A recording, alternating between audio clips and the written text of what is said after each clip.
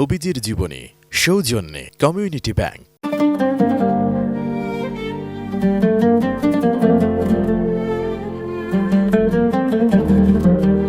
নবীজির জীবনী।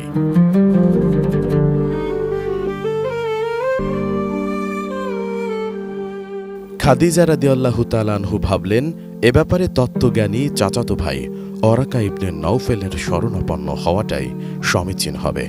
তাই রাসূল সাল্লাল্লাহু আলাইহি ওয়াসাল্লামকে নিয়ে তিনি ছুটলেন ওরাকার কাছে। রাসূল সাল্লাল্লাহু আলাইহি ওয়াসাল্লাম ওরাকাকে যা ঘটেছিল সব জানালেন। তখন ওরাকা বলে উঠলেন, আল্লাহর কসম, আপনি এ উম্মতের নবী। আপনার কাছে যিনি এসেছিলেন তিনি তো নামুসে আকবর, যিনি মুসা নবীর কাছে এসেছিলেন। আপনার জাতি অচিরেই আপনাকে মিথ্যাবাদী ঠাউরাবে এবং পীড়া দেবে। তারা আপনাকে দেশ ছাড়া করবে, আপনার সাথে যুদ্ধ বিগ্রহে লিপ্ত হবে। ওরাকা যখন বললেন তারা আপনাকে দেশ ছাড়া করবে, তখন রাসূল সাল্লাল্লাহু আলাইহি ওয়াসাল্লামের বিস্ময়ের সীমা রইল না।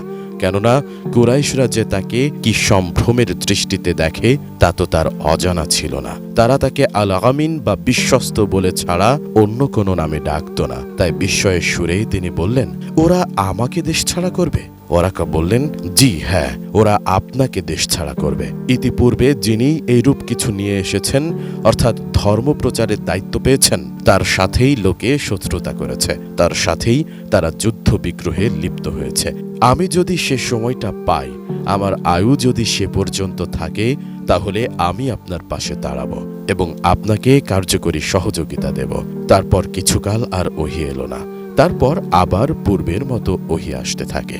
একের পর এক কোরআনের আয়াত ও সূরাসমূহ নাজিল হতে থাকে। সৌজন্যে কমিউনিটি ব্যাংক। আস্থা, নিরাপত্তা ও প্রগতির সাথে প্রযুক্তির সমন্বয়ে গ্রাহকদের সর্বোচ্চ মানের ব্যাংকিং সেবা প্রদানই কমিউনিটি ব্যাংকের লক্ষ্য। কমিউনিটি ব্যাংক, সবার ব্যাংক।